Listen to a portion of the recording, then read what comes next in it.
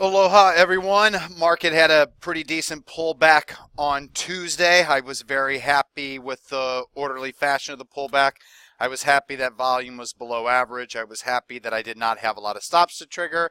And I was also happy that I did not have a lot of end of day sell signals. So overall, I would have to say it was a successful pullback. And right now, it doesn't mean it's going to hold, but futures are looking good as I make this video at 9:05 p.m. Hawaii Standard Time for the morning. So as we head into the next session, once again, with this gap up, if it can hold, it's going to allow me to enter my two new hedges at excellent limit prices because I assume that it's going to open below 1133. So let's get into these first. SPXU and SQQQ are triggering actionable hedge signals. SQQQ is the first time I'll be entering this, but I still have a position in TECS. It was mentioned as a full sell signal on an end-of-day basis. If you use the cut loss end-of-day levels the way that I suggest using it for day market orders, you're already out of TECS. If you trade the hedges like I do when you buy them off the lows, i.e. you buy 100 shares, if it breaks the one cut loss level that I have for TECS right now, that would be 651. So if it hits 650, you would then have 50 shares. The next day's low a day, if that goes, you will then have 25 shares. Next day's low a day goes, you will then have 13. Next day, 7. Next day, 4. Next day, 2. Next day, 1. And then you're all out of your hedge. That's how I treat these hedges right now because it's an extremely overbought market. I can only assume, that was one of my orders on Interactive Brokers. Sorry about that. I don't know if you can hear that bling noise or not, but I just did.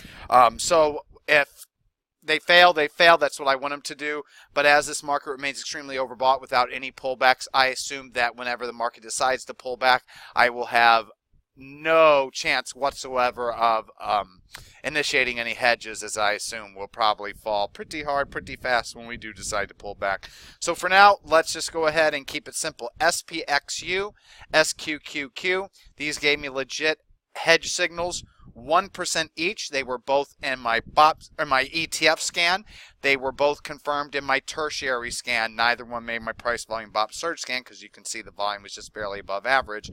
But the same thing for both of them. SPXU going along 1134, your one and only cut loss level. Yesterday's low day 1115, it hits 1114. You're out if you're using the end of day method the way that I recommend. SQQ, same thing. Going along at 2090, it trades below 2032, you're out. Now, if you trade them like I do, if it goes below 1032, if you get 1,000 shares, you will have 500 left, then 250, then 125, rinse and repeat until you have no shares left. Now, before I go any further, I have to make mention that I didn't have a lot of stops trigger intraday on Tuesday. Most everything worked, and in fact, some longs worked too well. I couldn't get a position.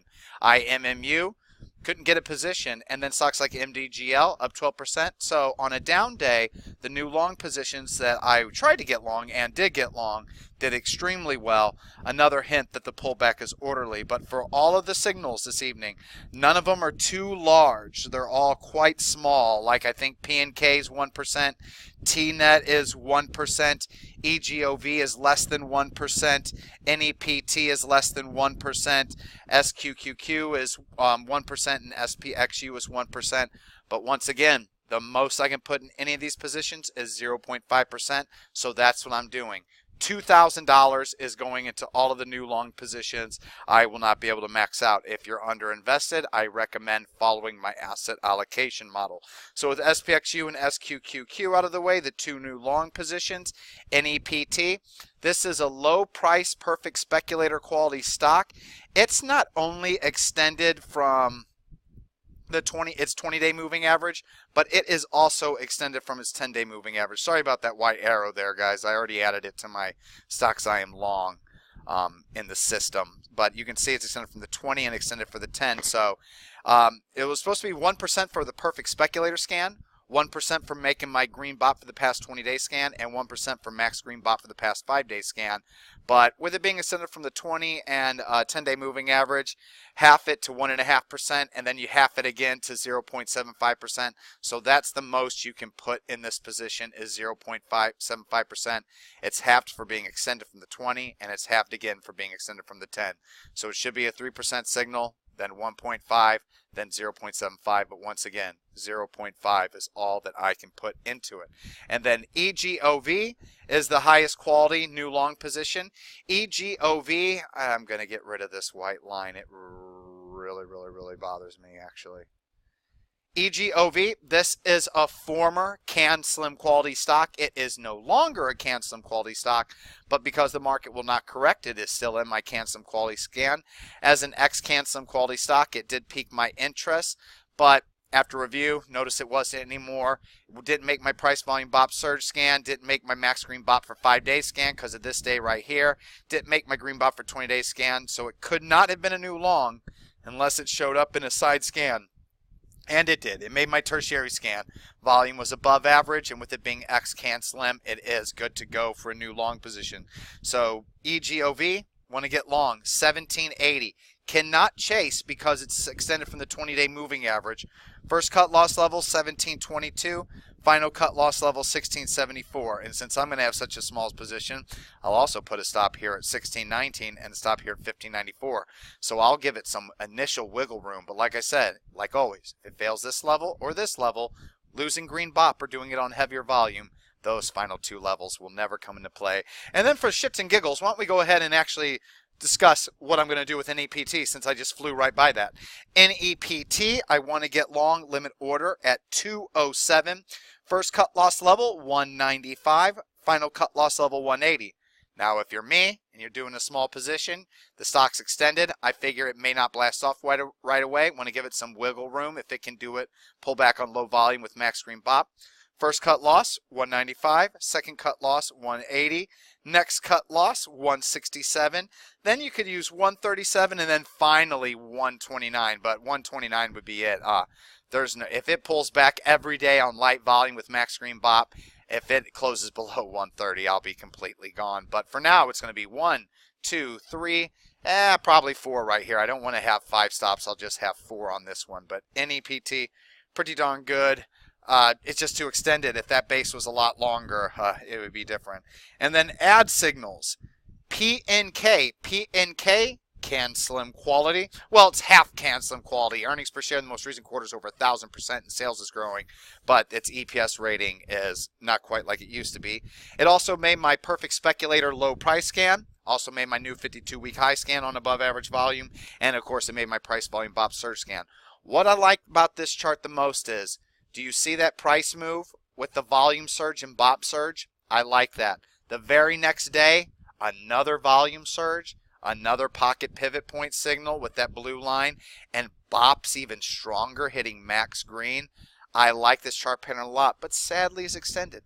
If this base was more flat and maybe looked more like MCRI or looked more like HDNG, I would be pretty excited about what I see here with PNK with that volume surge the past 2 days along with that BOP surge the last 2 days. But unfortunately, it's extended from the 20-day moving average. It's extended from its 50-day moving average, and it's extended from its 200-day moving average. So technically, this stock is supposed to be, it's a half Can Slim 1, low price perfect speculator 1, new highs 1, price volume BOP.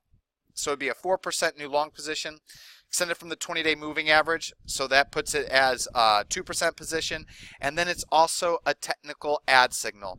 I've been knocked completely out a long time ago, but if you see PNK on this chart, this thing was a long signal before this stock restructured itself and then started to trade as it is. And as you can see from when it started to trade as it is, the stock's up 203%. I have no idea how much I would be up in PNK if I still have my position, but it would be up over 200%. But as it is, this is an add signal, but for me, it's a rebuy, new long position. Limit 3191. First cut loss level 30.58, next cut loss level 29.88. Then you could probably use 29.52 and 28.18. And the final add signal, TNET, Can Slim quality. Back-to-back pocket pivot point signals, at least BOP increase even though it's not green. Candle over candle hammer pattern close near the high. TNET, want to get long, 44.36. 42.70 is your first cut loss level.